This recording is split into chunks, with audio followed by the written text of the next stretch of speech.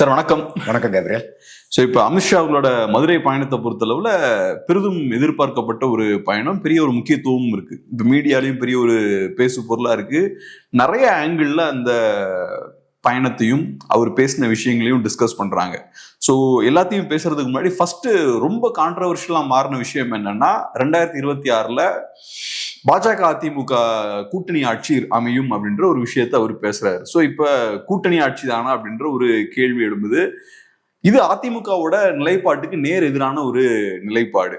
இத போன தடவை வந்தப்பையும் அமித்ஷா அவர்கள் பேசுறாரு, இப்பவும் பேசுறாரு. திரும்பவும் அதிமுகவுக்கு சிக்கல் ஏற்படுது. இதை எப்படி பார்க்கலாம்?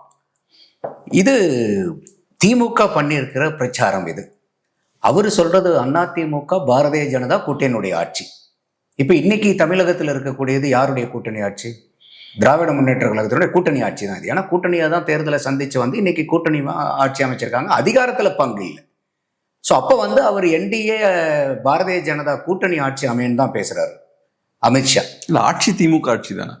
இல்ல, வரப்போற 2026 அமித்ஷா பேசுறது என்னன்னா, பாரதிய ஜனதா அதிமுக இருக்கக்கூடிய என்டிஏ கூட்டணி ஆட்சி அமையுங்கிறார். அப்ப இது கூட்டணியில நாங்க பங்கு பெறுவோங்கிறது சொல்லல. கூட்டணி கட்சி கூட்டணியா தேர்தலை சந்திக்கிறோம், இந்த கூட்டணி தான் ஆட்சி அமைக்கும் அப்படிங்கிற. இப்ப நீ திருமாவளவன் என்ன சொல்லுவாரு? எங்களுடைய திமுக கூட்டணி தான் 2026 ஜெயிக்கும் தானே சொல்றாரு. அதே ஆங்கிள் தான் அமித்ஷா பேசுறாரு. இதுக்கு ரொம்ப டீட்டெயில்டான ஆன்சர் வேணும்னா, அதிமுகவும் அமித்ஷாவும் கூட்டணி அனௌன்ஸ் பண்ணதுக்கு அப்புறம் அந்த பிரஸ் மீட் நடக்குது. அப்ப கேள்வி கேட்கிறாங்க ரிப்போர்ட்டர்ஸ், நீங்க எம்எல்ஏக்களை ஜெயிச்சிங்கன்னா மந்திரி சபையில உட்காருவீங்களான்னு கேட்கிறாங்க. ஓப்பனா இதே மாதிரி கிளியரா கொஸ்டின் கேட்கிறாரு. அப்ப அதுக்கு அமித்ஷா சொல்ற பதில், இதெல்லாம் தேர்தலுக்கு அப்புறம் பேச வேண்டிய விஷயம். இப்போ என்டிஏ கூட்டணி அதிமுகவினுடைய தலைமையில, எடப்பாடியார் அவர்களுடைய தலைமையில 2026 என்டிஏ கூட்டணி தேர்தலை சந்திக்க போகுது. ரொம்ப தெளிவா கேட்டகரிக்கலா ஆன்சர் பண்ணாங்க. இப்ப நேத்து பேசினதும் அவர் என்டிஏ கூட்டணி ஆட்சி அமைன்னு சொல்றாரு. இதுதான் இப்ப திருமாவளவனோ இல்ல காங்கிரஸ் எங்களுடைய கூட்டணி தான் ஜெயிக்கும், எங்களுடைய கூட்டணி ஆட்சி தான் அமைங்கிற, அதுதான் அந்த இடத்துல அர்த்தமே ஒழிய, இதை திமுக எப்பயுமே ஒரு ஃபால்ஸ் நரேட்டிவ் செட் பண்ற மாதிரி ஒரு அதிமுகவுக்கு ஒரு நெருக்கடி ஏற்படுத்தணுங்கிறதுக்காக பாரதிய ஜனதா கூட்டணி ஆட்சின்னு சொல்றாங்களேன்னு, இது one another false propaganda of டிஎம்கேன்னு தான் நான் பாக்குறேன். ஆனா சார், இதுல இப்ப பாஜக அதிமுக கூட்டணி ஆட்சி அமையும்னு சொன்னாங்கன்னா அதோட பொருளே வேற. ஏன்னா அதிமுகவோட ஸ்டாண்ட் என்னன்னா அதிமுக ஆட்சி தான், அதிமுக ஆட்சி அமையும் அப்படின்றது அதிமுகவோட ஸ்டாண்டு. இது ஏற்கனவே ஒரு தடவை கான்ட்ரவர்சி ஆச்சு. ஸோ அமித்ஷா அவர்களுக்கு தெரியும் பாஜக அதிமுக கூட்டணி ஆட்சின்னு சொன்னா சிக்கல் வரும்னு தெரியும். இப்ப கிளியரா சொல்லிருக்கலாமே, எங்க கூட்டணி ஜெயிக்கும் 26ல, முடிஞ்சு போச்சு. சொல்றாரு கூட்டணி ஆட்சின்னு சொன்னா அதுக்கு வேற ஒரு பொருள் இருக்குல்ல. இல்ல, இப்ப உதாரணத்துக்கு இன்னைக்கு இந்தியாவில் யாருக்கு ஆட்சி பண்றாங்க? என்டிஏனுடைய ஆட்சின்னு தான் சொல்லுவாங்க, பாரதிய ஜனதா ஆட்சின்னு சொல்ல மாட்டாங்க. அவங்க ஃபுல் மெஜாரிட்டியில போன தடவை இருக்கும் போதும் அதுக்கு முன்னாடி இருக்கும்போது கூட என்டிஏவினுடைய ரூல் தான் சொல்லுவாங்க. அவங்கவுங்க தனியா பேசும்போது பாரதிய ஜனதா ஆட்சின்னு அந்த கட்சிக்காரங்க பேசிப்பாங்க. ஆனா ஒரு கூட்டணி ஆட்சி, அப்ப அந்த மாதிரி தான் நம்ம இதை ஒரு ஹோலிஸ்டிக்கலா பார்க்கணும். இதுல அமித்ஷா எத்தனையோ அந்த மீட்டிங்ல பாம்பெல்லாம் தூக்கி போட்டு போனார். அதையெல்லாம் பேசாம இன்னைக்கு திமுக இதை ஒரு ஐசோலேட்டடா எடுத்துக்கிட்டு என்டிஏல அவங்க பாரதிய ஜனதா கூட்டணியில இருப்பாங்கிறாங்களேங்கிற கேள்வி கேட்கும்போது தான் இதுக்கு தான் தெளிவாவே அவர் பதில் சொல்றாரு.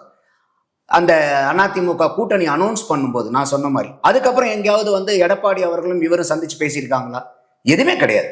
அப்போ அன்னைக்கு இருந்த ஸ்டேட்டஸ் கோ தான் இன்னைக்கும், அதுல எந்த சேஞ்சும் கிடையாது. அப்போ இவங்க இன்னைக்கு அமித்ஷாவுடைய பேச்சை நிறைய அலிகேஷன்ஸ், ஒரு 10-11 அலிகேஷன், ஸ்ட்ராங் அலிகேஷன்ஸ் டிஎம்கே மேல வச்சுட்டு போயிருக்காரு.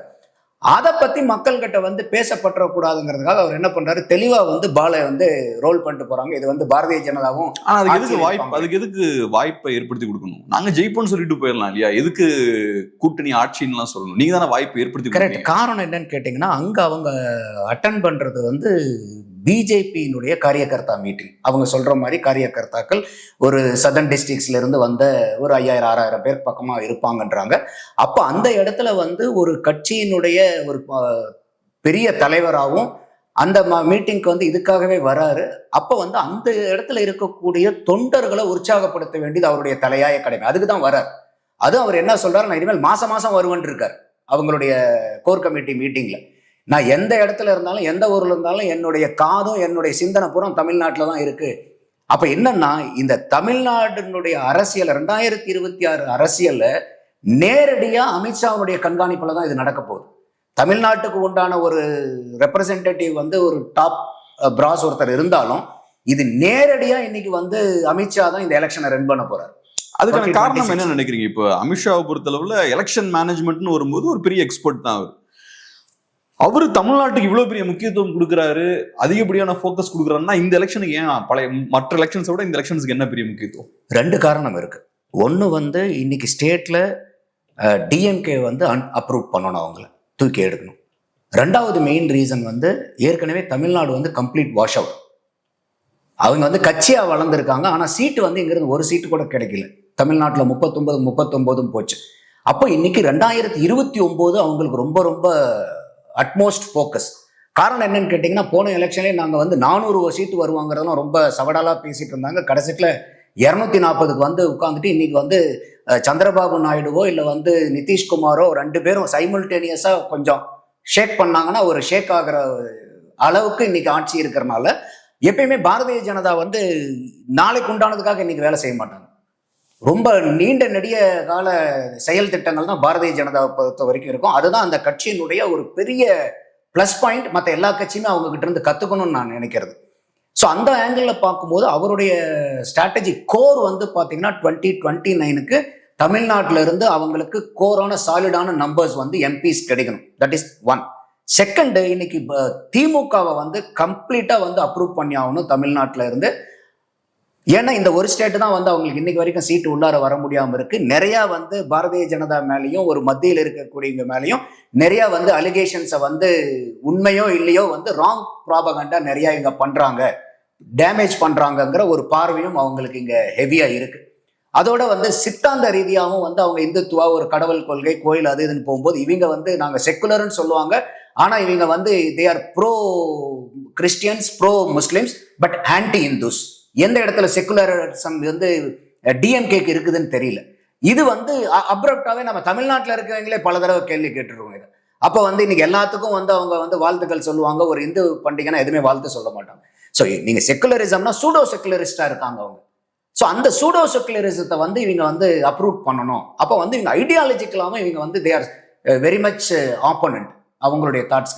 அப்போ இந்த 2 மெயின் ரீசன் வந்து பார்த்தீங்கன்னா இன்னைக்கு பாரதிய ஜனதா வந்து டிஎம்கே மேல ரொம்ப அப்ரப்டா வந்து இந்த 2026ல போக போறாங்க. அவங்க வந்து Amit Shah has taken it very personal.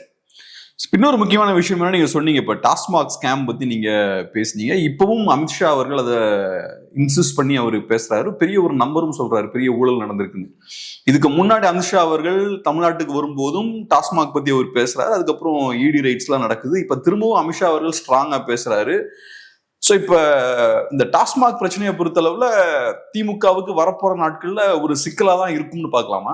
100% இதுல எந்த டவுட்டுமே இல்லை. ஏன்னா அன்னைக்கு கூட்டணி அனௌன்ஸ் பண்ணும்போது கூட அந்த ரூரல் லிஸ்ட் சொல்லும் போது 39,000 கோடின்னு சொல்லிட்டு போறாரு போன ஏப்ரல் 11. நேத் மீட்டிங்ல தெளிவா சொல்றாரு 39,775 கோடின்னு ஃபிகரை அப்ரப்டா கிளியர் கட்டா கேட்டகரிக்கலா அந்த நம்பர் சொல்றாரு. ஆனா இடி வேற ஸ்டோரியில சொல்றாங்க.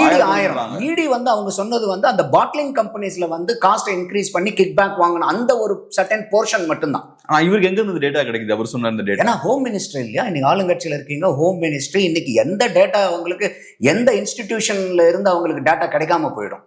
சோ அந்த மாதிரி இருக்கும்போது இடி தானே கொடுக்கணும். அதான் கேட்கிறேன், கொடுத்தா இடி தான் கொடுக்கணும். why not they would have got it from ED too. ஏன்னா இன்னைக்கு வந்து சுப்ரீம் கோர்ட்ல ஸ்டேல தான் இருக்கு. இப்ப நம்ம தமிழ்நாட்டில் நிறைய பேர் இந்த திமுக கட்சிக்காரங்களோ இல்ல திமுகவுக்கு வந்து ஆதரவு கொடி பிடிக்கிறவங்களோ அவங்க வந்து இன்னைக்கு ஸ்டே விழுந்ததே வந்து என்னமோ இந்த கோர்ட்டு இந்த வழக்கை டாஸ்மாக் வழக்கை ஒண்ணுமில்லாத போயிட்ட மாதிரி வந்து ஒரு கற்பனைய பிம்பத்தை கட்டமைச்சிட்டு இருக்காங்க. அவங்க சுப்ரீம் கோர்ட் அவங்க கிட்ட நோட்டீஸ் கொடுத்து நீங்க அஃபிடவிட் ஃபைல் பண்ணுங்கன்னு சொல்லியிருக்காங்க. இந்த ஹாலிடே முடிஞ்சதுக்கு அப்புறம் நீட்டா கொண்டாந்து எல்லாத்தையும் ஃபைல் பண்ணும்போது டாக்குமெண்ட்ல வந்து கிளியரா வந்து வயலேஷன்ஸ் இருந்துச்சுன்னா வந்து சுப்ரீம் கோர்ட் வேண்டாம் இதை விட்டுருங்கன்ற போறாங்களா?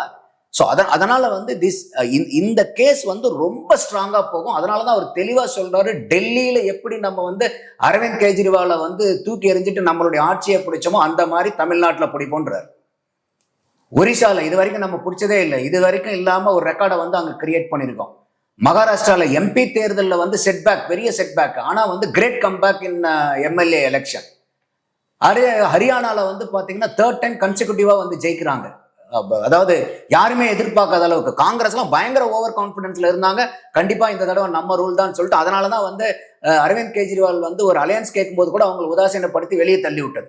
அப்ப இத்தனை இடத்துல வந்து அவங்களுக்கு ரொம்ப கஷ்டமான ஹெவி ஃபைட்டா இருக்கக்கூடிய ஏரியால பூரா தே ஹவ் கிரியேட்டட் ரெக்கார்ட். அந்த மாதிரி இன்னைக்கு தமிழ்நாட்டிலையும் பிஜேபிக்கு வந்து it's a very tough fight தான், ஈஸி கேம் கிடையாது so far. ஸோ அப்போ இந்த 26ல வந்து we are going to create history like in other places அப்படின்னு சொல்லிட்டு அவர் அந்த 4 ஸ்டேட்டையும் வந்து இண்டிகேட் பண்றார். எப்படி 2024 வந்து நமக்கு முக்கியமோ, நம்மளுடைய ஆட்சியை 3வது முறைக்கு கொண்டு வந்தது, அதே மாதிரி மாற்றத்தை வந்து இந்த மதுரை மீட்டிங்கும் வந்து கொடுக்குங்கிற அளவுக்கு வந்து அவர் ரொம்ப கிரேட் எம்பசைஸ் கொடுக்குறாரு இந்த 2026 எலெக்ஷன். அப்போ இந்த டாஸ்மாக் பிரச்சனைங்கிறதெல்லாம் வந்து சும்மா இவங்க வந்து அவ்வளோ திமுக எதிர்பார்க்கிற மாதிரிலாம் ஒரு லைட்டா இருக்கா. திமுகவே அந்த மாதிரி எதிர்பார்க்கல. மற்றவங்க சும்மா வந்து பேசுறவங்க சொல்றாங்களே திமுக, ஏன்னா அவங்க தானே ஸ்டேக் ஹோல்டர், அதுல அவங்களுக்கு நல்லாவே தெரியும் இது எது வரைக்கும் போகுங்கிறது. அவங்க they know it very well. அதே இப்போ இந்த டாஸ்மாக் பிரச்சனையை பொறுத்தளவுல இடி வந்து 1000 கோடி ரூபாய் அளவுக்கு ஊழல் நடந்திருக்குன்ற மாதிரி சொல்றாங்க. இன்ஃபேக்ட் மக்கள் சிரிக்க தான் செய்வாங்க. சாதாரணமா தமிழ்நாட்டில் எல்லாருக்குமே தெரியும் பயங்கரமான ஊழல் அங்கே நடந்திருக்கும் அப்படின்ற விஷயம். ஸோ அந்த வகையில் இப்போ ஹோம் மினிஸ்டர் வந்து ஒரு பெரிய ஒரு நம்பர் சொல்றாருன்னா ஒன்றும் யாரும் பெருசா கேள்வி கேட்க மாட்டாங்க. பட் என்னன்னா மேபி கொஞ்சம் ஃபேக்சுவலா இருந்திருக்கலாமோ. இல்ல இன்னொன்னு கூட பாருங்க, இதுக்கு இன்னும் ஃபேக்சுவலான ஃபிகர் வேணும்னா நீங்க திமுகவில் இருக்கிற பிடிஆர்ட்ட கேளுங்க, அவர் கொடுப்பார் நம்பர். அவர் வந்து ஃபினான்ஸ் மினிஸ்டரா இருக்கும்போது பேசுறாரு, இங்க வந்து நம்ம டாஸ்மாக்ல எக்ஸைஸ் டியூட்டிக்கு கீழே வர்றது விட அதுக்கு பாதிக்கு மேல வெளியே வந்து அவுட் சைடு எக்ஸைஸ் டியூட்டி நடந்திருக்குன்னு பேசினாரா இல்லையா? அவர் கேஷுவலா பேசுறாரு. கேஷுவலா பேசக்கூடிய ஆள் இல்ல அசம்பிளில கேஷுவலா பேச முடியாது, எனக்கு புரியுது. பட் என்னன்னா இப்ப ஒரு ஹோம் மினிஸ்டர் பேசுறாருன்னா இடி மாதிரியான ஒரு ஏஜென்சி கிட்ட இருந்து வர டேட்டாவை வச்சு பேசினா இன்னும் பெட்டரா இருக்கும் இல்லையா? நான் சொல்றது உங்க கையில சோர்ஸ் இருக்கு இல்லையா? அதனால அவங்க கிட்ட டெஃபினட்டா இருக்கும். அதை விட பிடிஆர் கிட்டயும் அந்த டேட்டா இருக்குது. இப்ப நீங்க திமுகக்கோ இல்ல வேற யாருக்கோ நம்பர் வேணும்னா பிடிஆர் படிச்சு ஒழுக்குனாவே அந்த எந்த அடிப்படையில் அவர் சொன்னாரு எவ்வளவு நச்சங்கிறது போயினா நீங்க 48,000 கோடி வந்து இன்னைக்கு டாஸ்மாக் சேல்ஸ் பாதிக்கு பாதி தான் வந்து எக்ஸைஸ்க்கு கீழே வருதுன்னா இன்னும் 48,000 கோடி சொல்றாரு பிடிஆர் வெளியே இருக்குதுன்னு. அப்போ இதெல்லாம் வந்து தான் அடிப்படையை வச்சிருக்காரு அவர் வந்து ரவுண்டா வந்து நீங்க சொன்ன மாதிரி எங்கெங்கெல்லாம் வந்து கரெக்டா நம்பர் இருக்குமோ அதெல்லாம் தேடி பிடிச்சி அவங்களுக்கு இது வரைக்கும் கிடைச்ச சோர்சஸ் பிரகாரம் 39,775 கோடின்னு வந்து சொல்றாரு. அப்போ இது வந்து ஒரு போற போக்குல வந்து சும்மா அப்படின்னு நம்ம பேசிட்டு போற மாதிரி அவர் பேச முடியாது. இப்ப என்னன்னா டாஸ்மாக்ல முறைகேடு நடக்குதா இல்லையான்றத ட்ரில் பண்றதுக்கு ஒரு ஏஜென்சி அங்க இருக்காங்க. பிடிஆர் அவர்கள் பினான்ஸ் மினிஸ்டர், அவரு கணக்கு வழக்கெல்லாம் பார்க்கும்போது ரஃபா ஒரு கணக்கு போடுறாரு. பட் ஆக்சுவலா உள்ள என்ன முறைகேடு நடந்திருக்கு, எக்ஸாக்டா என்ன நடந்திருக்குன்றத பாக்குறது வந்து இடியோட வேலை. சோ அங்கிருந்து டேட்டா எடுத்தா பெட்டரா இருக்கும். பட் எனிவே அது கண்டிப்பா எடுப்பாங்க. ஏன்னா இன்னைக்கு வந்து ஒரு பெரிய விஷயமா பார்க்கல சார். இது நாட் a பிக் டீல். அவங்க எல்லாமே ரெடி பண்ணி வைப்பாங்க, வேணுங்கும் போது அடிப்பாங்க. ரைட். இப்போ நடந்த விஷயங்கள்லாம் வச்சு பார்க்கும்போது தமிழ்நாடு பாஜகவுக்கு உள்ள ஏதாவது சிக்கல் இருக்கா, குழப்பங்கள் இருக்கான்ற கேள்விகளும் இருக்கு. இன்ஃபேக்ட் இப்ப அமித்ஷா அவர்கள் அதை பத்தியும் பிரைவேட்டா பேசினாருன்ற மாதிரியும் சொல்றாங்க. எந்த அளவுக்கு உண்மைன்றது நமக்கு தெரியல. ஒண்ணு என்னன்னா அண்ணாமலை அவர்கள் தலைவரா இருக்கும்போது அவர் மட்டும்தான் சிங்கிள் வாய்ஸா இருந்தாரு, பவர்ஃபுல்லா கன்சாலிடேட் பண்ணி அவர் கையில வச்சிருந்தாரு, தமிழ்நாடு பாஜகவோட வாய்ஸா இருந்தார். இப்ப நயனார் நாகேந்திரன் அவர்கள் வந்ததுக்கு அப்புறம் பார்த்தோம்னா நிறைய மல்டிபிள் வாய்ஸஸ் வந்து இப்ப தமிழ்நாடு பாஜக பார்க்க முடியுது. ஒரு சைட்ல அண்ணாமலை அவர்கள் பேசுறாரு, இன்னொரு சைட்ல ஹெச் ராஜா அவர்கள், இன்னொரு சைட்ல பார்த்தோம்னா எல் முருகன் அவர்கள், தமிழிசை சவுந்தரராஜன் அவர்கள், எல்லாரும் ஏதோ ஒரு வகையில பேசிட்டு தான் இருக்காங்க. அப்புறம் அப்கோர்ஸ் இவரு நயனார் நாகேந்திரன் தலைவரா அவரும் பேசுறாரு. கண்டிப்பா இப்படி எல்லா சைட்ல இருந்தும் வாய்ஸஸ் வரத நயனார் நாகேந்திரன் விரும்ப மாட்டார் அப்படின்னு தான் நான் நினைக்கிறேன். எல்லா தலைவர்களுமே என் கையில ஃபுல் கண்ட்ரோல் இருக்குன்னு தான் நினைப்பாங்க. ஸோ அப்படி இருக்கும்போது உள்ளுக்குள்ள கன்ஃபியூஷன்ஸ் இருக்கா, எல்லாம் ஸ்மூத்தா இருக்கா? இல்ல, நயனார் நாகேந்திரனை பொறுத்த வரைக்கும் இஸ் நாட் அ கிரேட் ஓரேட்டர். அவர் வந்து ஃபீல்டு பொலிட்டீஷியன், ஒரு typical hard core politician. Especially வந்து பார்த்தீங்கன்னா ஒரு எலெக்ஷனை எப்படி ஃபேஸ் பண்ணணும் அப்படிங்கிற ஒரு ஹார்ட் கோர் காம்படன்சி இருக்கக்கூடிய ஆள். அண்ணாமலை அவர் வந்து பார்த்தீங்கன்னாக்கா கிரேட் ஓரேட்டர், ஃபீல்டு ஒர்க் மேனும் கூட அவர். ஸோ ஃபீல்ட் மேனாகவும் இருக்கிறனால அவருக்கு வந்து ஒரு பெரிய சப்போர்ட் வந்து அங்கே கிடைச்சிது. அன்னைக்கு இருந்ததை விட இன்னைக்கு வந்து பல பேர் பேசுகிறாங்க பாரதிய ஜனதாலைங்கும் போது இது வந்து வெல்கம் மூவ். ஏன்னா இவர் வந்து ஒரு பெரிய அளவுக்கு நயனார் நாகேந்திரன் ஒரு மைக்கை பிடிச்சி பேசி அங்கே இருக்கக்கூடிய க்ரௌடுகளை பூரா வந்து ஒரு இன்ஃப்ளூயன்ஸ் பண்ணி இன்ஸ்பயர் பண்ணி எனேபிள் பண்ணக்கூடிய கெப்பாசிட்டி அந்த பர்டிகுலர் ஆஸ்பெக்ட்ல நயனார் நாகேந்திரனுக்கு கம்மி. ஆனால் ஆஸ் அ லீடராக பார்க்கும்போது வெறும் ஓரேஷன் மட்டும் ஒரு லீடர்ஷிப் ஸ்கில் கிடையாது, அது வந்து ஒன் ஆஃப் த ஸ்கில். ஒரு எலெக்ஷன் ஃபைட் பண்ணக்கூடிய நீங்க ஒரு எலக்டோரல் பேஸ்டு பொலிட்டிக்கல் பார்ட்டியா இருக்கும்போது உங்களுக்கு செட்டன் எலக்டோரல் ஸ்கில்ஸும் வேணும் உங்களுக்கு. அதுல நயனார் நாகேந்திரன் ஸ்கோர் பண்றார். இப்ப அண்ணாமலை அவர்கள் வந்து பாத்தீங்கன்னா ஏற்கனவே அந்த கட்சியை வந்து நோட்டாக்கு கீழன்னு கொண்டு சொல்லிட்டு நக்கல் நையாண்டி பண்ணிட்டு இருக்கிற காலகட்டத்துல கட்சியை வந்து துரிதமா வளர்த்தி ஒரு லெவலுக்கு கொண்டு வர வேண்டிய கட்டாயம் அசைன்மெண்ட் அண்ணாமலைக்கு இருந்துச்சு. அப்ப அண்ணாமலை வந்து பாத்தீங்கன்னாக்கா ரொம்ப ஹெவி டியூட்டி பர்சனா வந்து அதுல போயிட்டு ஒர்க் பண்ணி அதை வந்து இன்னைக்கு 11.33% தனிப்பட்ட கட்சியா ஒரு 3rd லார்ஜஸ்ட் பார்ட்டி இன் தமிழ்நாடுங்கிற ஸ்டேஜுக்கு கொண்டு வந்திருக்காரு. அப்போ இன்னைக்கு ஒரு பார்ட்டியா வந்து ஒரு சென்ட்ரல் பார்ட்டியா பார்க்கும்போது 2024 அல்ல அதுக்கு முந்தின இருந்த game for BJP is entirely different game. அந்த கேமுக்கு எந்த மாதிரி கேப்டன்ஷிப் வேணும், அதுக்கு என்ன மாதிரி லீடர்ஷிப் இருக்கக்கூடிய ஆட்கள் வேணுமோ அதை வச்சு அண்ணாமலையை வந்து டிசைட் பண்றாங்க. ஆனா எந்த கிளாஷும் இல்லைன்றீங்களா? இருக்கு பிஜேபிக்குள்ள நான் வரேன். நான் அதுக்கு அப்ப 2026 வரும்போது இன்னைக்கு அவங்க விளையாட போறக்கூடிய ஆட்டம் வந்து வேற. அப்ப இன்னைக்கு வந்து ஒரு அமிக்கபிளான அலையன்ஸ் இருக்கணும். அந்த அதிமுகவுக்கும் பாரதிய ஜனதாவுக்கும் ஓட் ஷேர் நடக்கணும். வெறும் கூட்டணி வச்சா மட்டும் பத்தாது. அதனாலதான் அவர் இந்த மீட்டிங்ல அந்த 18 பேர் கோர் கமிட்டி மீட்ட ஆளுங்க சொல்றாங்க, அவங்க கிட்ட பேசும்போது நீங்க இருக்கக்கூடிய கிளை செயலாளர்கள், அதிமுக கிளை செயலாளர்கள் அளவுக்கு நீங்க போய் உறவு வச்சுக்கணும்னு சொல்லியிருக்காரு. யாரும் அமித்ஷா சொல்லியிருக்காரு. அப்ப அந்த அளவுக்கு வந்து பாத்தீங்கன்னா அந்த கட்சியோட, அந்த நிர்வாகிகளோட, அந்த தொண்டர்களோட ஒண்ணா நீங்க கலந்து பழகணும். ஏன்னா நான் ஏற்கனவே சொல்லியிருக்கேன், ஒரு வருஷத்துக்கு முன்னாடி வந்து அமித்ஷா இங்க வந்து உட்கார்ந்து 2 நாள் உட்கார்ந்து அதிமுக கூட ஒரு கூட்டணி அமைச்சு போறாருன்னா அது சாதாரண விஷயமா பார்க்க கூடாது. ஏன்னா அவங்களுக்கு கூட்டணி அமைஞ்சாலும் ஓட் டிரான்ஸ்பர் ஆகணும். அப்ப அந்த ஓட் டிரான்ஸ்பர் ஆகிறதுக்கு காலக்கெடு பிடிக்கும். ஏன்னா இது நாள் வரைக்கும் பாரதிய ஜனதாவும் அதிமுகவும் எதிர்கட்சிகளை ஃபைட் பண்ணிட்டு இருந்த பார்ட்டிஸ். அப்ப அவங்களுக்குள்ளார இன்னைக்கு திடீர்னு வந்து எலெக்ஷனுக்கு 2 மாசத்துக்கு முன்னாடி நாங்க கூட்டணி அந்த ஓட் டிரான்ஸ்பர் ஆகாது. அப்ப இவங்களுடைய அப்ஜெக்டிவ், கோர் அப்ஜெக்டிவ் என்ன? To defeat the DMK. அப்ப டிஎம்கே அதுல குளிர் காஞ்சிட்டு போயிடுவாங்கிறத தெளிவா எடப்பாடியும் புரிஞ்சு வச்சிருக்காரு, அமித்ஷாவும் புரிஞ்சு வச்சிருக்காரு. அதனாலதான் ஒரு வருஷத்துக்கு முன்னாடி வந்து இந்த அலையன்ஸை கொண்டு வராங்க.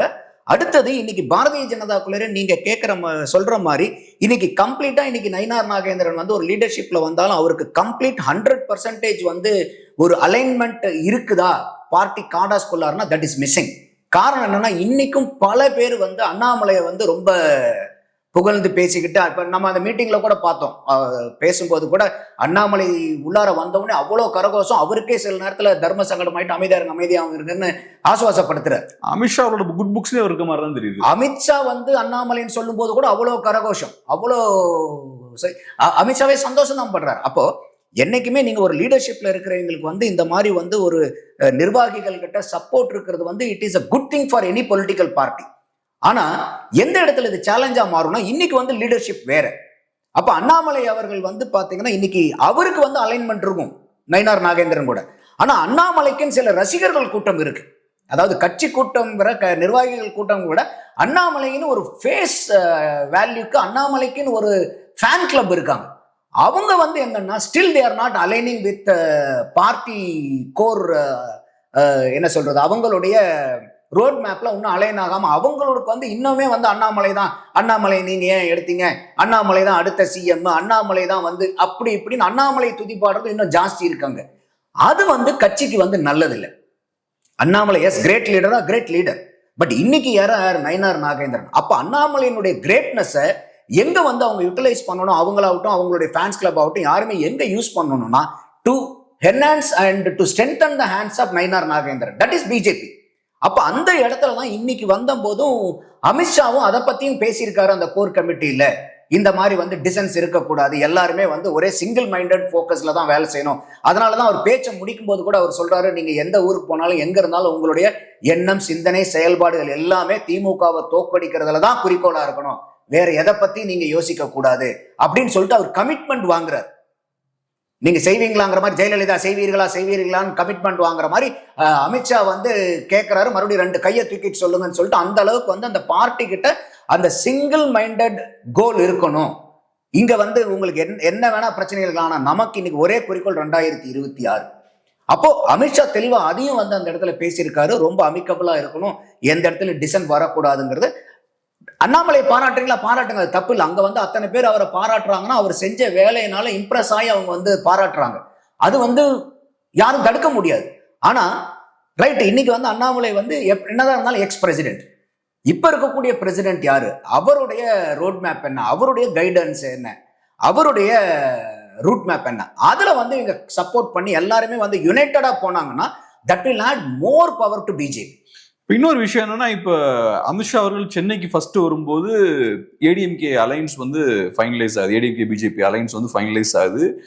மதுரை ட்ரிப்பை பொறுத்தளவுல அப்பவும் இது எதிர்பார்ப்பு அதுவாக தான் இருந்தது. மேபி பிஎம்கேவோ டிஎம்டிகேவோ உள்ள வர்றதுக்கான வாய்ப்பு இருக்கு. இன்ஃபேக்ட் அதுக்கு முன்னாடியே குருமூர்த்தி அவர்கள்லாம் போய் பெரியவரை சந்திக்கும் போது பரவலா சொல்லப்பட்ட விஷயம் என்னன்னா, அமித்ஷா அவர்கள் வரதுக்கு முன்னாடி சிச்சுவேஷனை சரி பண்ண முயற்சி பண்றாங்கன்ற மாதிரிலாம் சொன்னாங்க. பட் அதுக்கான எந்த இண்டிகேஷனும் இருந்த மாதிரி இல்லை. அவர் வந்ததுக்கு அப்புறம் பார்த்தா அலைன்ஸ் குறித்துலாம் எதுவும் ஃபோக்கஸ் பண்ண மாதிரி இல்லை. எப்படி பாக்குறீங்க? இல்ல, அது அஜெண்டாவிலே இல்லை. அதை வந்து டாக்டர் ராம்தாஸ் கிட்டே வந்து 2 நாளைக்கு முன்னாடியே பேட்டி எடுக்கிறாங்க. நாளைக்கு அமித்ஷா வராரு, நீங்க அங்க போறீங்களா, பிளான் இருக்காங்களா? அதெல்லாம் இல்லை அப்படிங்கிறாரு. அதே மாதிரி அமித்ஷா வந்து 2026 வந்து ஜெயிப்பாங்கன்னு, சரி அவர் சொல்றது நடக்கத்தானே செய்யும், அவ்வளவு அனுபவம் இருக்கிற ஆள் தானே. அதே மாதிரி குருமூர்த்தி வந்து பார்த்துட்டு போனதையும் அவர் ஆமா பார்த்துட்டு போனாருங்கன்றாங்க. நல்ல செய்தி வரும், அது இங்கிருந்து வருதா எங்கிருந்து வருதுன்னு தெரியாது, ஆனா நல்ல செய்தி வரும் அப்படிங்கிறாரு. ஸோ அந்த மாதிரி பார்க்கும்போது இன்னைக்கு பாட்டாளி மக்கள் கட்சிக்கு வேற ஏதாவது ஆப்ஷன் இருக்கா? எந்த ஆப்ஷனுமே இல்லை அவங்களுக்கு. ஸோ அப்போ வந்து இன்னைக்கு முன்னாடி பெருசா சொன்னது என்னன்னா, ராமதாஸ் அவர்களுக்கு அதிமுக கூட போகணும்னு ஆசை, அன்புமணிக்கு வந்து பாரதிய ஜனதா கூட போகணும்னு ஆசை. அப்படி இருக்கும்போது இந்த 2 நீங்க ரூட் எடுத்தீங்கன்னா எங்க போய் சேரும்? என்டிஏ அலையன்ஸ்குள்ளார தான் போய் சேரும். ஆனா இப்படி பாருங்களேன், இப்ப அப்கோர்ஸ் நீங்க சொன்ன மாதிரி பாமகவுக்கு வர ஆப்ஷன் இல்ல. ஆனா இதை நீங்க அதிமுக பாஜக பாயிண்ட் ஆஃப் வியூல இருந்து பாத்தீங்கன்னா, எப்படியும் நம்ம கிட்ட தான் வந்து சேர போறாங்க. ஆனா இவங்க சண்டை போட்டுக்கிட்டே நம்ம கிட்ட வந்து சேர்ந்தாங்கன்னா வீக்கா வந்து சேருவாங்க. பட் நமக்கு ஸ்ட்ராங்கா அவங்க வந்து சேர்ந்தா நமக்கு நல்லது. சேர்ந்து ஒரு கோஆர்டினேஷனோட வந்து சேர்ந்தா நல்லது. ஆனா இப்ப இவங்க சண்டை போட்டு இருக்கிறது வந்து இவங்களோட ஃபியூச்சரையும் பாதிக்குது இல்லையா? பாமகவை பலவீனப்படுத்துறது இந்த அலைன்ஸோட ஃபியூச்சரையும் பாதிக்குது இல்லையா? ஸோ எப்படி வருவாங்க? பட் வீக்கா வந்து சேருவாங்கல்ல. அப்சல்யூட்லி. அதனாலதான் அங்க வந்து குருமூர்த்தி அவர்களை அனுப்புறது. இன்னைக்கு குருமூர்த்திக்கும் அமித்ஷாக்கும் எவ்வளவு லிங்க் இருக்குன்னு எல்லாத்துக்குமே தெரியும். போன தடவை வந்தபோது குருமூர்த்தி வீட்டுக்கு போயிட்டு தான் அமித்ஷா போறாரு. அப்ப இன்னைக்கு அமித்ஷாவுடைய கைடன்ஸோ அவர்கிட்ட டிஸ்கஸ் பண்ணாமையோ தான் போய் வந்து அவர் ராம்தாஸை பார்த்திருப்பாருன்னு நினைக்கிறீங்களா? கட்டாயம் கிடையாது. ஸோ அதுக்கு வந்து நீங்க சொல்ற அதே பாயிண்ட் ஆஃப் வியூ தான் வந்து பிஜேபிக்கு. ஏன்னா இன்னைக்கு பிஜேபிக்கு இன்னொரு பாயிண்ட் ஆஃப் வியூ என்னன்னா, ஏடிஎம்கேல இருக்கிற பிரிஞ்சு இருக்கிற ஆளுங்கெல்லாம் கூட ஒன்று சேர்த்தணுங்கிறது அவங்களுடைய இன்டென்ஷன்.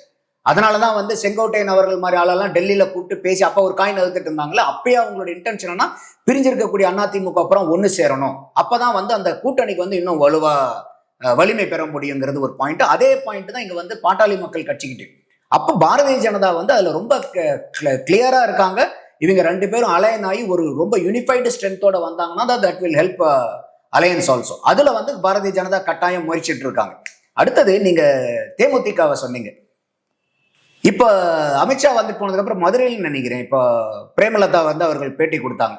அப்ப பேட்டி கொடுக்கும்போது வந்து பாத்தீங்கன்னா கொஞ்சம் டோனே வந்து டிஃப்ரெண்டா இருக்கு. இப்ப அவங்க கிட்ட நான் வந்து அண்ணன் பழனிசாமின்றாங்க, அண்ணன்றாங்க.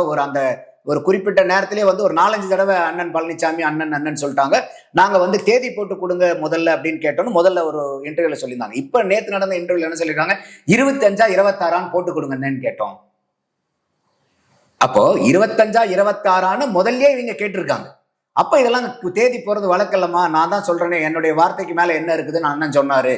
அப்ப இப்ப 26 சொல்லியிருக்காங்க. பொறுமை ரொம்ப முக்கியம்ன்றாங்க. ஆனா இந்த 26 தரேன்னு சொன்னாங்க அப்படிங்கறது வந்து இதுவரைக்கும் பேட்டியில வந்து சொல்லல பிரேமலதா அவர்கள். பட் இப்ப இந்த அமித்ஷா வந்துட்டு போனதுக்கு அப்புறம் 25 26 போட்டு கொடுங்க நானே கேட்டேன் அப்படின்றாங்க. அப்ப வந்து அங்கேயும் வந்து ஒரு பெரிய அலைன்மெண்ட் வந்துருச்சு.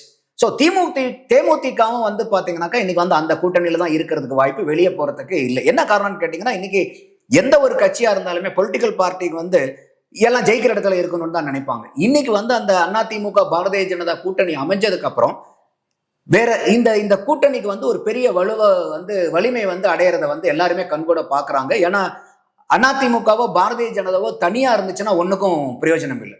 அவங்க 2 பேரும் சேரும் போது இப்ப என்டிஏல இருக்கக்கூடிய கட்சிகள் எல்லாமே அப்படியே இருக்கு, அதிமுக கூட்டணியில் இருக்கிறதெல்லாம் அப்படியே இருக்குன்னு வச்சுங்கன்னா கூட எஸ்டிபி வெளியே வரட்டாங்க. அவங்க இருந்தாலும் ஒண்ணுதான், இல்லைனாலும் ஒண்ணுதான். அதனால கவலையே இல்லை. அப்ப இந்த கூட்டணி 2 இன்டாக்டா இருந்துச்சுன்னா 2021 தேர்தல் நம்பரை எடுத்து பார்க்கும்போது டிஎம்கே கூட்டணிக்கும் என்டிஏ கூட்டணிக்கும் உண்டான வாக்கு சதவீத வித்தியாசம் வந்து பாத்தீங்கன்னா வெறும் 2.81 தான். It's not a big number. அப்ப வந்து இன்னைக்கு எல்லாத்துக்குமே தெரியுது, இன்னைக்கு ஏகப்பட்ட ஆன்டி இன்கம்பன்சி இருக்கு, இன்னைக்கு ஊழல் பிரச்சனை ஏகப்பட்டது இருக்கு. இப்ப டாஸ்மாக் மட்டும் இல்ல, மெட்ராஸ் ஹைகோர்ட் வந்து இந்த பீச் சாண்ட் ஸ்கேம்ல வந்து 5832 கோடி ஸ்கேம்ல சிபிஐ கம்ப்ளீட்டா விசாரிக்கணும்னு ஹைகோர்ட் ரீசெண்டா இப்ப ஆர்டர் போட்டிருக்காங்க மெட்ராஸ் ஹைகோர்ட். அது ஒரு பெரிய பிரச்சனை இருக்கு. இன்னைக்கு 34 அமைச்சர்கள் தமிழ்நாட்டில், அதுல 10 பேருக்கு மேல வந்து இன்னைக்கு ஊழல் வழக்குகள் இருக்கு. ரைட். இப்போ ஒண்ணு சொன்னீங்க இல்லையா, இப்ப பாஜக அதிமுக அலைன்ஸை பொறுத்தளவு நானுமே ஒரு நேச்சுரல் அலைன்ஸா தான் பாக்குறேன். ஏன்னா இப்ப 2 பேருக்குமே 2 பேரும் தேவை. தனியா கண்டெஸ்ட் பண்ணாங்கன்னா ஓட் ஸ்பிளிட் ஆகும், வாய்ப்பு இல்லை. சேர்ந்துட்டாங்க, நல்ல விஷயம் தான், ஓகே. ஆனா இப்ப கேள்வி என்னன்னா, அலையன்ஸ் ஜெல்லா இருக்கா, ஒரு நல்ல ஒரு கெமிஸ்ட்ரி இருக்கா அப்படின்ற ஒரு கேள்வி இருக்கு. நான் இதை எந்த ஆங்கிள் கேட்கறேன்னா, இப்ப திமுக எடுத்துக்கிட்டீங்கன்னா, திமுகவுக்கு ஒரு பிரச்சனைனா கம்யூனிஸ்டுகள் வந்து பேசுவாங்க, டிவிலயா இருக்கலாம், பிரஸ் மீட்லயா, எல்லா இடத்துலயும் பேசுவாங்க, விசிகே பேசுவாங்க, காங்கிரஸ் பேசுவாங்க. அதே மாதிரி திமுகவும் பார்த்தோம்னா இந்த கட்சிகள் எல்லாத்துக்கும் பேசுவாங்க. ஏதோ ஒரு வகையில தலித்தியம் பேசுவாங்க, தொழிலாளர் நலன் பேசுவாங்க. அதுல ஆக்சுவலா சப்ஸ்டன்ஸ் இருக்கான்றது ரெண்டாவது, நிஜமாவே தொழிலாளர்களுக்கு சாதகமா இருக்காங்கன்னா செகண்டரி. ஆனா இந்த ஒரு கோஆர்டினேஷன் அவங்களுக்குள்ள இருக்கு. இப்படிப்பட்ட ஒரு கோஆர்டினேஷன் அதிமுக பாஜகவுக்குள்ள இருக்கா அப்படின்ற ஒரு கேள்வி இருக்கு. இன்ஃபேக்ட் நீங்க சொன்னது என்னன்னா, 1 இயருக்கு முன்னாடி அலைன்ஸ் ஃபார்ம் பண்ணதே அந்த அலைன்ஸ் ஜெல்லாகிறதுக்கு தான். அப்ப ஜாயிண்ட் ஆக்ஷன் இருக்கும்போது, ஒரு கோஆர்டினேஷன் இருக்கும்போது தான் நீங்க சொன்ன மாதிரியான அந்த அலைன்மெண்ட் ஏற்படும். ஒன்னு ஜாயிண்ட் ஆக்ஷன் நடக்கல, ரெண்டாவது கோஆர்டினேஷனுக்கான ஸ்பேஸும் அங்க இருக்கிற மாதிரி தெரியல. இவங்களுக்கு இருக்கக்கூடிய அந்த கெமிஸ்ட்ரி அங்க இருக்க மாதிரி இல்லையா? இதுதான் மெயின் அஜெண்டா. அமித்ஷா வந்து அந்த கோர் கமிட்டியில பேசினதே பயங்கரமான அலைன்மெண்ட் இருக்கணும் ஏடிஎம்கேக்கும் நமக்கும். அதுக்காக தான் வந்து இப்போ நீங்கள் வேற எதையும் வந்து நம்பிட்டு இருக்கக்கூடாது. நீங்கள் வந்து அதிமுக கூட போய் கிளை செயலாளர் லெவலுக்கு ஒன்று சேர்ந்து வேலை பார்க்கணும். நீங்கள் வந்து அங்கே இருக்கக்கூடிய ஒவ்வொரு பிரச்சனைகளையும் அந்தந்த தொகுதியில் அந்தந்த பகுதியில் என்னென்ன பிரச்சனை இருக்கோ அதை அதிமுக காரங்களோட சேர்த்து திமுக வந்து நீங்கள் எதிர்த்து வந்து அங்கே குரல் கொடுக்கணும். எல்லா இடத்துலையும் வந்து நீங்கள் ஒரு அரசியல் ஸ்ட்ராங்கான அரசியல் கட்சி, அரசியல் கூட்டணியாக குரல் எதிரொலிக்கணும் மக்கள் கிட்ட. அப்போதான் வந்து பார்த்தீங்கன்னா திமுகவை வந்து நீங்கள் வேறு இருக்க முடியும். அப்போ இந்த நீங்க கேட்குற மாதிரி இன்னைக்கு வந்து அந்த 100% அலைன்மெண்ட் இருக்குதா? இல்லை. அதான் நான் ஏற்கனவே சொன்னேன். அதுக்காக தான் இந்த 1 வருஷத்துக்கு முன்னாடி, இந்த பர்பஸ் ஆஃப் 1 இயருக்கு முன்னாடி வந்து கூட்டணி அமைக்கிறவங்களுடைய மெயின் காரணமே அவங்களுக்கு நல்ல தெளிவா புரியுது. அதிமுகவும் பாரதிய ஜனதாவும் பார்த்தீங்கன்னா பெரிய ரிஃப்ட்ல இருக்காங்க. அவங்க அந்த அந்த அலையன்ஸ் அனௌன்ஸ் பண்ற வரைக்கும் அவங்க வந்து ஒரு போட்டியாளர்களை தான் பார்த்துக்கிட்டாங்க 2 பேரும். அது நல்லா தெரிஞ்சனால தான் 1 வருஷத்துக்கு முன்னாடி வந்து இந்த ரிலேஷன்ஷிப்பை கொண்டு வராங்க. அப்போ இந்த 1 வருஷம் இருக்கும்போது இந்த கெமிஸ்ட்ரி மாறும். ஏன்னா இன்னைக்கு வந்து உங்களுடைய வெற்றி என்னை சார்ந்தது, என்னுடைய வெற்றி உங்களை சார்ந்ததுங்க போது உங்க கால நான் வாரணாவோ என் கால நான் வாரணாவோ நம்ம 2 பேர்த்துக்காலையும் மொத்தமாக வேற ஒருத்தன் வாங்கிட்டு போயிடுவாங்கிறது யதார்த்தமா அவங்களுக்கு புரிய வைக்கிறாங்க, தெரிய வைக்கிறாங்க. அதனால தான் அவர் சொல்றாரு, நான் சொல்றதை நீங்க செய்யுங்க, நான் வந்து மாசம் மாசம் வருவேன், நான் வெளியே இருந்தாலும் உங்களை எல்லாத்தையும் கண்காணிச்சுட்டு இருப்பேன்னு சொல்லிட்டு ஸ்ட்ரிக்டா சொல்லிட்டு போயிருக்காரு அமித்ஷா. அப்போ வந்து இந்த மாதிரி யாராவது வந்து அங்க டிசென்ட் பீப்புள் இருந்தாலோ இல்லை வந்து நான் அலைன்மெண்ட் வந்து அங்க இருந்தாலோ கண்டிப்பா அது வந்து பயங்கரமான ஒரு நடவடிக்கை எடுக்கப்படும் பாரதிய ஜனதா சைட்ல இருந்துங்கிறது தான் என்னுடைய பார்வை. அதனால நீங்க கேட்கிற கேள்வி நியாயமானது. இன்னைக்கு திமுக கூட்டணியில வந்து உடனே எல்லாம் கூட்டணி கட்சிக்காரங்க வராங்கன்றீங்க. அவங்க வராங்களா இல்ல வர வைக்கப்படுறாங்களாங்கிறது எனக்கு தெரியல. சோ அவங்க வந்து எப்பயுமே வந்து திமுக எதை செஞ்சாலும் அவங்களுடைய திமுகவுடைய மவுத் பீஸா தான் இவங்க எல்லாருமே ஒர்க் பண்ணுவாங்க. சோ அந்த மாதிரி இருக்கக்கூடிய மாதிரி அலைன்ஸ் அப்படிதான் இருக்கணும் இல்ல ஐடியலா. அதாவது வந்து ஒரு நல்ல விஷயத்துக்கு போய் நீங்க சப்போர்ட் பண்ணலாம், கெட்ட விஷயத்துக்கு நீங்க போய் சப்போர்ட் பண்றீங்க. அது நீங்க வந்து நீங்க ஒரு ஒரு பத்திரிகையாளராவோ ஒரு அனலிஸ்டாவோ நீங்க அதை சொல்லலாம். பட் நீங்க அவங்களோட அலைன்ஸ் பாயிண்ட் ஆஃப் வியூ வந்து பாத்தீங்கன்னா அவங்க எல்லாருமே ஒற்றை குரல்ல பேசுறது அலைன்ஸுக்கு நல்லது தானே. அந்த அலைன்ஸ் அப்படிதான் இருக்கணும். நேச்சுரலா ஒரு அலைன்ஸ்னா அப்படிதான் இருக்கணும். அப்கோர்ஸ் நீங்க அதுல நியாயம் இல்லைன்றது உங்களோட விமர்சனமா இருக்கலாம். ஆனா அவங்க அலைன்ஸ் அப்படிதான் இருக்கும். ஆமா, என்னுடைய பார்வை அது என்னன்னா, நீங்க அலைன்ஸ் வந்து நீங்க ஏதாவது வந்து திமுக பண்றது வந்து நீங்க குற்றம் சாட்டிங்கன்னா நாங்க இல்ல ஆட்சி திமுக தானே அப்ப வந்துப்பாங்க. மாத்தி மாத்தி பேசும் அலைன்ஸாவே இருக்காது. இது நிறைய இடத்துல நீங்க ஒரு விஷயத்துல விட்டுருங்களேன். இப்ப திமுகவை பத்தி விடுதலை சிறுத்தைகள் விமர்சனம் பண்ணலையா? திமுகவை பத்தி கம்யூனிஸ்டுகள் விமர்சனம் பண்ணலையா? திமுகவை பத்தி இன்னைக்கு காங்கிரஸ் விமர்சனம் பண்ணலையா? எத்தனையோ விமர்சனங்கள் உள்ளார நடந்துகிட்டு இருக்குது. ஏகப்பட்ட விமர்சனங்கள் நடந்துகிட்டு இருக்கு. இப்ப ஆதவர்ஜனா வந்து விடுதலை சிறுத்தைகள் கட்சியில இருந்து எவ்வளவு குற்றச்சாட்டுகளை திமுக வச்சார். அந்த குற்றச்சாட்டுகள் அந்த மன்னர் ஆட்சிங்கிறத தவிர மீதி எல்லா குற்றச்சாட்டையும் வந்து திருமாவளவன் அவர்களுடைய ஒப்புதல் இல்லாம அவர் குற்றம் சாட்டியிருக்க முடியும் நீங்க நினைக்கிறீங்களா? அதே மாதிரி கம்யூனிஸ்ட் சொல்றாங்க அறிவிக்கப்படாத எமர்ஜென்சி நடந்துகிட்டு இருக்கா இங்க அப்படின்னு கேட்டாங்கல்ல. காங்கிரஸ் எந்த அளவுக்கு கேட்டாங்க கேள்வி இங்க.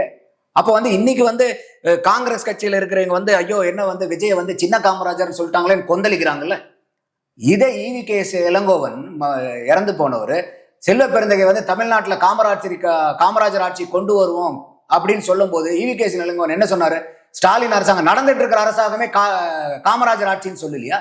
அப்ப இன்னைக்கு பொங்கக்கூடிய காங்கிரஸ்காரர் எல்லாம் அன்னைக்கு எங்க போனாங்க? ஸ்டாலின் அவர்களுடைய ஆட்சியை வந்து காமராஜருடைய ஆட்சின்னு சொல்லும்போது அன்னைக்கெல்லாம் உரைக்கலையா? அப்ப இதுதான் காமராஜர் ஆட்சின்னா தமிழ்நாட்டுக்கு காங்கிரஸ் எதுக்கு? கலைச்சிட்டு போயிடலாமே.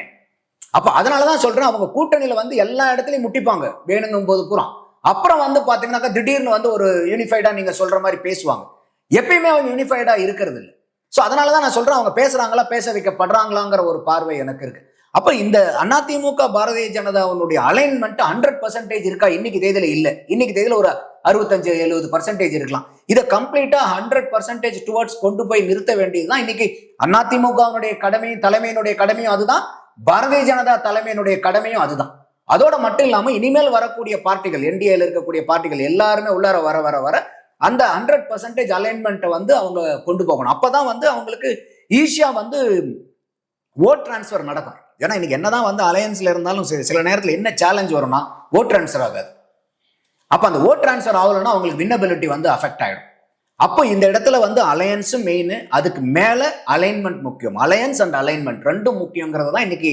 அதுக்காக தான் இந்த 1 year டைமுக்கு முன்னாடி நான் அனௌன்ஸ் பண்ணது. சார் கடைசியா ஒரே ஒரு கேள்வி. இப்ப தேமுதிகவை பொறுத்தளவுல நம்ம பழகிட்டோம். எலெக்ஷன் குறித்த டிஸ்கஷன்ஸ்னா நம்ம தேமுகவையும் உள்ள கொண்டு வரோம், அந்த கட்சியை பத்தியும் பேசுறோம். கடந்த ஒரு 10-15 இயர்ஸா இது நடந்துட்டு இருக்கு மெயின் ஸ்ட்ரீம் மீடியாஸ் எல்லாத்துலயுமே. ஆனா ஆக்சுவல் நம்பர்ஸை பார்க்கும்போது அவங்களோட ஓட் ஷேர் வந்து டிராஸ்டிக்கா கம்மியாயிருக்கு, 1க்கு கீழே போயிருக்கு. ஸோ ஆக்சுவலா இன்னைக்கு தேமுதிகவோட ஒருத்தனை ஓகே அவங்க அலைன்ஸுக்கு வராங்க வரதில்லைன்றதான் ரெண்டாவது. அந்த கட்சி அலைன்ஸுக்கே வந்தாலும் அந்த கட்சி ஒரு அசர்ட்டா பெரிய வேல்யூ அடிஷன் இருக்குமா, எப்படி பாக்குறீங்க? தமிழ்நாட்டில் வந்து ஒரு பெரிய அலையை ஏற்படுத்தின கட்சி தேசிய முற்போக்கு. விஜயகாந்த் அவர்கள் வந்து இன்னைக்கு வேட்டியை மடிச்சு கட்டிட்டு இறங்கி எதனாலும் நியாயத்தோட, தர்மத்தோட, தைரியத்தோட போராடக்கூடிய ஒரு அரசியல் தலைவராக திகழ்ந்தவர் விஜயகாந்த் அவர்கள். அவர் மேல எனக்கு பெருமதிப்பும் பேரன்பும் உண்டு. அதோட மட்டும் இல்லாம உங்களுக்கு தட்டி கேட்பார் எதா இருந்தாலும், அதே மாதிரி வந்து இறங்கி வந்து அவர் வேலையும் செய்வார். ஸோ அந்த மாதிரி இருந்த நபருக்கு வந்து ஒரு 11% வரைக்கும் அவங்களுக்கு வாக்கு சதவீதம் தனிப்பட்ட கட்சியாவே கொண்டு போனாங்க, தனியா நின்று. அதுவும் ஜெயலலிதா அம்மையார் இருக்கும்போதும் கலைஞர் இருக்கும் போதுமே அந்த அளவுக்கு வந்து ஒரு ஆகச்சிறந்த அரசியல் ஆளுமை, நல்ல ஆக்கப்பூர்வமான அரசியல் சிந்தனைகளும் கொண்ட தலைவர். அவரு உடம்பு சரியில்லாம போனதுக்கு அப்புறம் அவர்னால வந்து தனிப்பட்ட முறையில இயங்க முடியலைங்கும் போது அந்த லீடர்ஷிப் ரோலை வந்து வேறங்க ஆக்குப்பை பண்ணிட்டு அவங்களுக்கு தகுந்த மாதிரி அந்த பார்ட்டியை நடத்தும் போது விஜயகாந்தனுடைய வந்து பெருசா அந்த இடத்துல இல்லை. ஸோ அந்த மாதிரி இருக்கும்போது என்னன்னா அவங்க வந்து இங்கேயும் பேசுறது அங்கேயும் பேசுறது, விடிய காலையில வரைக்கும் அவங்க எங்க போக போறாங்கன்னு யாருக்குமே தெரியாது. அப்ப அந்த அளவுக்கு வந்து பாத்தீங்கன்னாக்கா ஒரு அன்சர்டனிட்டியை கிரியேட் பண்ணிட்டாங்க, ஒரு டிஸ்ட்ரஸ்டை கிரியேட் பண்ணிட்டாங்க. அது வந்து மக்கள் மத்தியில இதே பிரச்சனையை தான் வந்து பாட்டாளி மக்கள் கட்சியும் ஆரம்ப காலத்துல பண்ணிட்டு இருந்தாங்க. அப்ப அந்த இடத்துல வந்து அவங்க யார் மேல, ஒரு காலத்துல வந்து பாட்டாளி மக்கள் கட்சி வந்து லக்கி சாமா இருந்தாங்க, இவங்க எங்க கூட்டணி போதும் அதுதான் அந்த கட்சி தான் ஜெயிக்குங்கிற அளவுக்கு அவங்க மாத்தி மாத்தி மாத்தி மாத்தி குதிரை ஏறிட்டு இருந்தாங்க. அவங்களுடைய பிளஸ் பார்க்கப்பட்டதே அவங்களுக்கு மைனஸா போச்சு. ஆனா இன்னைக்கு தேமுதிக ஒரு அசர்ட்னு பாக்குறீங்களா? பெரிய வேல்யூ அடிஷன் இருக்குமா அவங்களுக்கு? இல்ல, எந்த ஒரு கட்சிக்குமே வந்து சரிவு, அதான் நான் சொல்ல வந்தேன். அந்த மாதிரி போய் இன்னைக்கு கலைஞர் இருக்கும் போதே வந்து அவங்களை எதிர்கட்சியில உட்கார வைக்க முடியாத அளவுக்கு தள்ளிட்டு விஜயகாந்த் அவர்கள் எதிர்கட்சியா உட்கார்ந்துருந்தாங்க. அவர் உடம்பு சரியில்லாததுக்கு அப்புறம் நீங்க போன 2021 எலெக்ஷன்ல வெறும் 0.4% தான். இன்னைக்கு அதிமுக கூட போனதுக்கு அப்புறம் இன்னைக்கு வந்து பாத்தீங்கன்னா ஒரு 2% வந்து வாக்கு வங்கி ஏறிச்சு. விஜயகாந்தனுடைய அவருக்கு மறைவுக்கு அப்புறமும் அந்த இன்னைக்கு வந்து விஜயகாந்த் மேல இன்னைக்கு பொதுமக்கள்கிட்ட போய் நீங்க யார்கிட்ட விசாரிச்சினாலும் ஒரு நபர் கூட கிடையாது விஜயகாந்த் மோசம் சொல்லக்கூடிய ஆள். கண்டிப்பா ஒரு இண்டிவிஜுவலாவோ இல்ல பொலிட்டீஷியனாவோ ஒருத்தர் கூட விஜயகாந்த குறை சொல்ல முடியாது. அப்ப அந்த பார்ட்டிக்கு உண்டான கோர் பேஸ் இருக்கா? இருக்கு. பட் அந்த பார்ட்டியை எப்படி இவங்க ரெஜுவினேட் பண்ண போறாங்க, எப்படி வந்து ஒரு ரீபர்த் கொடுக்க போறாங்க, அது வந்து தனிப்பட்ட முறையில அவங்களால முடியாது. அப்ப அவங்களுக்கு முன்ன எப்பயும் இருந்ததை விட தான் இப்ப வந்து அவங்களுக்கு அலையன்ஸ் வந்து ரொம்ப முக்கியமா தேவைப்படுது. அதான் இன்னைக்கு அதிமுக கூட போகலன்னாக்கா இந்த 2.5% வந்திருக்காது. அப்ப இந்த மாதிரி இருக்கும்போது இந்த 2026 அவங்க மறுபடியும் இந்த கூட்டணியிலேயே இருக்க வேண்டியதுதான் அவங்களுடைய கட்டாயமும் கூட. அப்ப இந்த மாதிரி ஒரு அலையன்ஸ்ல வந்து தேமுதிக இருந்தாங்கன்னா கண்டிப்பா வந்து அவங்களுக்கு வந்து இன்னும் வந்து ஓட் ஷேர் வந்து அதிகமா கிடைக்கும். அந்த பார்ட்டியை வந்து ஈஸியா ரெஜுவினேட் பண்ணி கொண்டு போக முடியும். இன்னைக்கு ஒரு பொலிட்டிக்கல் பார்ட்டின்னு வரும்போது உங்களுக்கு முழுக்க முழுக்க நீங்க சிந்திக்கிறது, சுவாசிக்கிறது, செயல்படுறது பூராமே அரசியலா தான் இருக்கணும். அதுல வந்து அந்த அளவுக்கு இன்னைக்கு வந்து தனிப்பட்ட முறையில இருக்க அவங்க பசங்களும் வந்து பாத்தீங்கன்னாக்கா they are not 100%. அவர் பெரிய பையன், சின்ன பையன் வந்து சினிமாலையும் நடிக்கிறாரு, அப்பப்போ இங்க வந்துட்டு போறாரு. மூத்த பையன் வந்து பாத்தீங்கன்னா அவர் வந்து கெனல் கிளப்பும் வச்சிருக்கிறாரு, டாக் காம்படிஷனுக்கு போறாரு, இங்க வந்து கட்சியும் பாக்குறாரு, ஆரம்பத்துல கட்சி. ஸோ அப்போ வந்து ஆத்துல ஒரு கால் சேத்துல ஒரு கால்ங்கிற மாதிரி இருந்தா அரசியலுக்கு வந்து அது முடியாது. வேற எதை வேணா பண்ணலாம். அரசியல்ங்கும் போது நீங்க 24/7 365 days நீங்க பாலிடிக்ஸ்ல இருந்தாலும். அப்ப அந்த மாதிரி இருந்து அவங்க லீடர்ஷிப் நல்ல ஸ்டெபிலைஸ் பண்ணி யூனிஃபைடு ஃபோக்கஸோட வந்து அவங்க ஒர்க் பண்ணாங்கன்னா டெஃபினட்டா அந்த பார்ட்டியை வந்து அவங்க வந்து ரீஎஸ்டாப்ளிஷ் பண்ண முடியும். ஏன்னா அந்த அளவுக்கு வந்து அவங்களுக்கு ஓரளவுக்கு வந்து வைட் ஸ்ப்ரெட் காடர்ஸ் இருக்காங்க. பட் அவங்க எல்லாமே வந்து இன்னைக்கு சோர்வுல இருக்காங்க. அவங்கள ட்ரிகர் பண்றதுக்கு எந்த ஆஸ்பெக்டும் இல்லை, அவங்கள மோட்டிவேட் பண்றதுக்கு எதுவுமே இல்லை. அப்ப அதுதான் வந்து ஒரு பார்ட்டியினுடைய லீடர்ஷிப்னுடைய ரெஸ்பான்சிபிலிட்டி, அக்கௌண்டபிலிட்டி. இதுதான் எந்த அளவுக்கு வந்து நீங்க பார்ட்டி கார்டர்ஸை வந்து ஒரு உயிர்ப்போட வச்சிருக்கிறீங்க, அவங்களை எந்த அளவுக்கு வந்து துரிதமா கட்சி வேலை, ஏன்னா எல்லாத்துக்கும் வேலை இருக்கும், எல்லாத்துக்கும் குடும்பம் இருக்கும், அது எல்லாத்துக்கும் மீறி அவங்க வந்து கட்சி வேலை பார்க்கணும். அப்ப அதுக்கு நீங்க வந்து ஒரு ஆக்கப்பூர்வமான ஒரு துரிதமான ஒரு அரசியல் தலைமை வந்து அங்க இருக்கணும். முழு நேரம் அரசியல்லையே சிந்திச்சுட்டு இருக்கக்கூடிய தலைமை இருக்கணும்.